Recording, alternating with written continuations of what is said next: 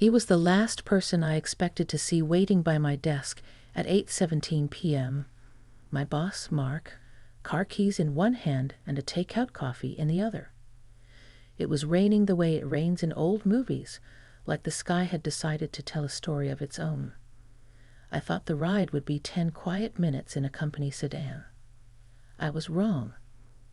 By the time we turned onto my street, a single sentence from him made me see my life differently, and a small choice I made in that car started to repair a part of me I didn't know was cracked. Before I dive in, do me a favor. Tell me in the comments which city you're watching from. Are you in Dallas? Buffalo? Bakersfield? I love picturing your streets and porches as I tell this. The building was mostly dark, the cleaning crew ghosts in neon vests, the hum of the vending machine louder than it should have been. I'd stayed late to finish revisions no one would notice unless they went wrong. That's the secret of certain jobs. The best days are invisible. My name is Ashley, I'm 47, and I've gotten good at invisibility when it helps the work move forward. I'd already told myself I was taking the bus. My car was at the shop with a stubborn electrical issue, and I'd left my umbrella on the back of a conference chair where, no doubt, it was enjoying a climate-controlled vacation. The downpour on the windows made the lobby look smeared, like the night had been finger-painted. When I stepped out of the elevator and saw Mark leaning against the security desk, I did a little double-take. He never lingered. He was the in-before-sunrise, out-after-sunset type, the kind who learned everyone's name and no one's birthday. "Your ride situation," he said, tilting his head toward the rain. "I heard you tell facilities your car's out of commission. I'm headed your way. Let me drive you." There are a dozen different ways to say no. I tried a polite one. "That's kind, but I'll manage." He didn't push. He just held out the coffee like it was a peace offering. "Decaf, 2 creams, because I pay attention when people order exactly the same thing for 6 months. Besides, I can't, in good conscience, send you to battle those puddles. I have better tires." I smiled despite myself. He had this way of sounding like someone's responsible big brother, steady, no hard sell. Still, lines are lines and bosses are bosses. "Isn't there a policy?" I asked. "Something about, I don't know, appearances." "Yup," he said, "which is why I'm telling you 2 things. 1, the dash cam in my car will be rolling, and I'll text you its link so you can share it with whoever you like. 2, we'll keep the doors unlocked. Your call?" Consent wrapped in logistics. I appreciated that. The rain did another hard drum roll on the glass. I took the coffee, then the leap. "Okay, thank you." His car smelled like clean leather and the light lemon of those wipes people keep in glove compartments for no reason until one day it becomes essential. The wipers swung their metronome across the windshield. The streetlights stretched into long amber threads on the wet pavement, and the tires made that whispery sha that always made me feel like a kid in the back seat on the way home from somewhere safe. "Seat warmers?" he asked. "Yes, please," I said, trying not to make it sound like an answer to something larger. For the first minute, we were both quiet. He drove with the measured patience of someone who'd had a car accident a long time ago and promised himself he'd never let the world surprise him like that again.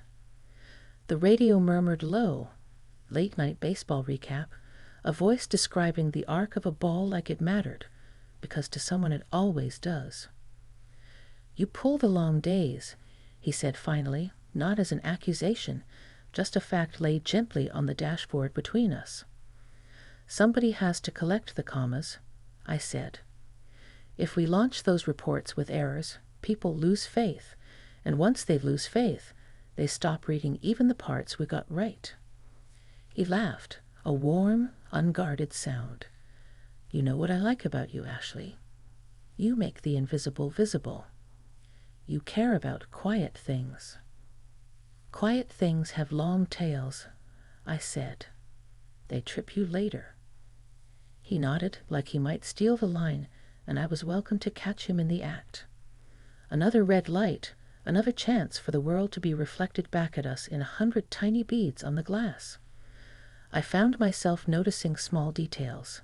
The way his hands rested at 10 and 2, the faint scar under his jaw he probably got as a boy, the way he checked the rear view not obsessively but faithfully, like keeping a promise to every car behind us. Do you ever go home and discover you forgot to be a person all day? I asked. I hadn't planned to ask it. The words just came, slippery and honest. You did good work, but you didn't speak to your own life. All the time, he said. I usually realize it when I open the fridge and stare at a bag of baby carrots like they're going to share their wisdom. The carrots never speak. Rude, I said, and we both laughed. At the next intersection, floodlights bounced off a construction site, and the rain turned to silver needles. He took a longer route to avoid a flooded underpass, apologizing like it was his fault. The city engineers never met a storm they respected. We passed a diner that still had its neon OPN humming. I thought of how many coffee cups had been warmed there for the price of telling the waitress your name. You have family nearby? He asked. My son's in his first year upstate, I said. And I've got a small apartment with a stubborn window. Separation finalized last winter. We were married a long time, which means separating was like untangling a necklace you can't see clearly anymore. How about you? My sister's in Ohio. Dad passed 5 years ago, and Mom's in a place with good chairs and better nurses. I visit, and we watch old westerns. She flirts with the actors as if they can hear her. That sounds sweet, I said, feeling a door open between us to a room with soft light. She earned it, he said. 54 years of teaching 5th graders fractions and kindness. She calls me Mark Anthony when she's in a generous mood, and Mr. Late for dinner when she's not. We hit that stretch of road where the asphalt hum aligns with your heartbeat. The rain eased, and the city took a breath. The conversation did that too. Not a pause, exactly, more like a shift in key. I worry, I said, surprising myself again. Not about being alone so much. I worry I'll get so good at not needing anyone that one day I'll forget how to accept help without keeping score. He glanced over, quick but steady. Then take this ride as practice, he said. No tabs, no ledger. Deal, I said, and meant it. We rolled by a park where the swings creaked in the wind, empty as a question. He told me about his first job detailing cars at a dealership where the boss taught him to roll microfiber cloths instead of folding them because the edges scratch. I told him about the summer I learned to read a room from the back row, fixing slides minutes before a client walked in, knowing which executives were allergic to serif fonts. The small things, the long tails. Somewhere around Midtown we got caught at a long light, one of those misbehaving intersections that never learn to hurry. A man in a poncho darted between cars selling newspapers and hope. Mark rolled down his window and bought one, then tucked a 5 under the plastic wrap stack and told the guy to keep dry. It was so casual I'm not sure he remembered doing it 2 minutes later. But I did. Little ledger entries like that write themselves into you. Can I ask you something borderline risky? I said when we turned onto a tree-lined street whose leaves shone like varnished pennies. I'll give you a borderline honest answer, he said. Do you ever think about, I guess about whether this is it? You get to a certain age and the shape of your life looks set. Career, schedule, the restaurants that know how you like your eggs. Do you ever feel like changing one piece would make the whole thing collapse like a Jenga tower? All the time, he said, and his voice softened. But lately I've been wondering if maybe the tower wants to be something else. A bridge, maybe. Something that carries weight in a different direction. We fell into another quiet, but a companionable one. There's a silence you have to fight and a silence that holds you up. This was the second kind. My street came up faster than I wanted it to, the way good music makes a drive feel shorter. He pulled to the curb at the hydrant and put the car in park, but left the engine running. The porch light I'd set on a timer threw a square of gold across the wet steps. For a second, I pictured myself from the outside. A woman with rain in her hair, holding a cooling coffee, sitting in a warm car with a man who'd learned to drive gently. It felt like the photograph you keep in a drawer for years, and then one day you're brave enough to frame it. This was more than a ride, I said quietly. Thank you. You did the brave thing, he said. You let someone keep you company. That's rarer than people think. I reached for the door handle, then hesitated. This is the part where, in other stories, something unprofessional happens. I need you to hear me clearly. It didn't. The unexpected thing was smaller, and if I'm honest, larger. I have something that belongs to you, he said, leaning back to pop open the glove compartment. He pulled out a thin white envelope, the kind you buy in a 50-pack. My name was on the front, written in my own handwriting. My stomach did a little elevator drop. How? You left it on the copier 3 weeks ago, he said. I picked it up because I saw your name, and then I realized it wasn't addressed to anyone. I didn't read it. I'm not a saint, but I try to act like one 3 times a week. I meant to return it, and then the days got loud. I remembered the envelope all at once. A letter I'd started to myself after a rough meeting, a list of things I wanted to remember, not to send. The idea had embarrassed me the next morning, and I'd convinced myself I'd tossed it. The fact that it existed, quiet, intact, felt like seeing a lighthouse I didn't know was still lit. Why didn't you just put it on my chair? I asked. Because the day I picked it up I also made another decision, he said, and then he stopped, choosing his next words like careful cargo. I filed paperwork that changes what I am to you. It goes into effect at the end of the week. I wanted to tell you in person. The envelope felt connected. The rain had softened to a mist, a gentle applause. I could hear my upstairs neighbor's TV through an open window, an old Sinatra song, I think something about 2:45. For a strange second I had the sense that time had stretched, giving me a little more room to consider the shape of my life. He held the envelope out to me. I didn't take it yet. We were at that moment on the threshold of one thing and another, and I wanted to stand there long enough to understand it. My hands were warm from the seat heater. My heart was steady. I thought of all the times I'd rushed through endings and beginnings like they were the same thing. What decision? I asked, not moving, breath quiet so the answer would have a place to land. In a minute, he said, and there was no power in it, just care. If you want to know. I looked at him, then at my name scrawled in my own slanted capitals on the paper, and felt a surprising wave of relief. Not the dramatic kind you see in movies, no fireworks, no strings, but the kind where the air in your lungs finally has room. I reached for the envelope. My fingers touched his for an instant, and we both took it as the simple human contact it was, nothing more, nothing less, respectful as a handshake at a church door. Okay, I said, tell me. And that's where the ride ended and something else began, right there at the curb, the porch light glowing, the rain deciding whether it wanted to leave us alone. When I stepped out of Mark's car that night, envelope clutched in my hand, the rain had slowed to a mist that clung to my hair like a secret. I thought that was the end of the story.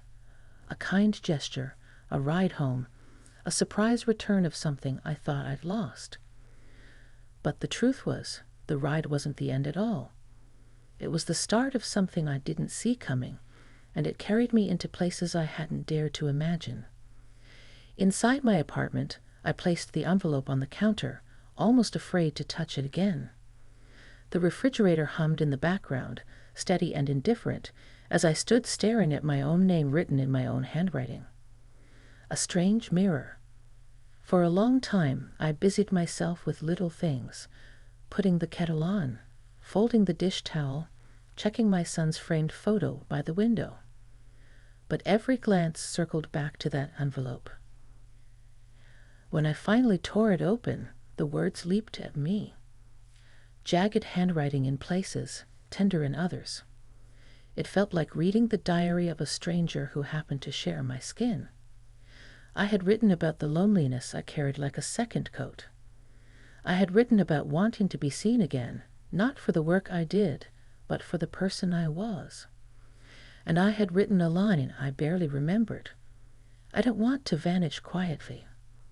I want to matter, even if no one expects it. I folded the paper back into its envelope and pressed it to my chest. Tears didn't come, at least not then. Instead, there was a curious steadiness, like I had finally spoken aloud the things I had buried. The next morning, I expected to feel embarrassed seeing Mark at the office. Instead, when I walked past his office door, I noticed something different. The door was half open, not shut the way it usually was. His desk was organized but oddly bare, fewer files, a missing stack of reports. I wondered again about the paperwork he had mentioned. By the time the afternoon meeting rolled around, I had convinced myself that maybe he was leaving altogether. The idea unsettled me more than I wanted to admit. But when he entered the conference room, he looked calm, purposeful. After the usual updates were given, he cleared his throat and said, "I want to share some news. Effective Friday, I'll be stepping into a new advisory role. I'll still be around, but Ashley will be taking on more responsibility for our department's day-to-day." For a moment, the air left my lungs. The room erupted in polite applause. Faces turned toward me, some smiling, some curious, all expecting. My cheeks flushed hot. I wanted to shrink back, to disappear under the table. But then I remembered my own words from the letter. I don't want to vanish quietly. Later, after the meeting ended and the others left, Mark approached. "I didn't want you blindsided," he said. "You're ready, even if you don't believe it yet. I'll be here, but this is your time to stand at the front." I wanted to argue, to insist I wasn't ready, but the words stuck in my throat. Instead, I just nodded, feeling both terrified and strangely alive. The following week blurred into late nights, stacks of reports, and constant problem-solving. I felt as though I had been dropped into deeper water, but somehow I was swimming. Mark checked in at the right moments, never hovering. Sometimes he'd leave a cup of coffee on my desk without a word. Other times he'd stop by in the evening just to ask, "How are you holding up?" Always respectful, always steady. One evening, after most people had gone, I caught myself staring out at the city lights reflected in the glass windows. My phone buzzed. A text. "Outside if you want a lift. No pressure." I hesitated only a moment before replying, "Yes, please." Sliding into the passenger seat felt less strange this time. More familiar, even safe. The rain was gentler, tapping against the roof like a quiet drummer. For several minutes, neither of us spoke. It wasn't uncomfortable. It was the kind of silence that feels shared, like sitting beside someone on a porch watching fireflies. Finally, I said, "I read the letter." His eyes flicked toward me, then back to the road. "And I think I was writing to the version of myself I was afraid I'd never become," I said softly. the one who says yes to help, the one who takes up space without apologizing. You already are her, he said. You just needed to believe it. The words landed gently but powerfully, like stones dropped into water, rippling outward. We drove past the diner with its neon sign glowing against the rain, past the park where the swings creaked in the wind. Mark told me about his mother again, about how she still teased him when he visited. I shared stories about my son, about the pride and worry that twisted together inside me every time I got a text from him. Our words wove together into something that felt like trust.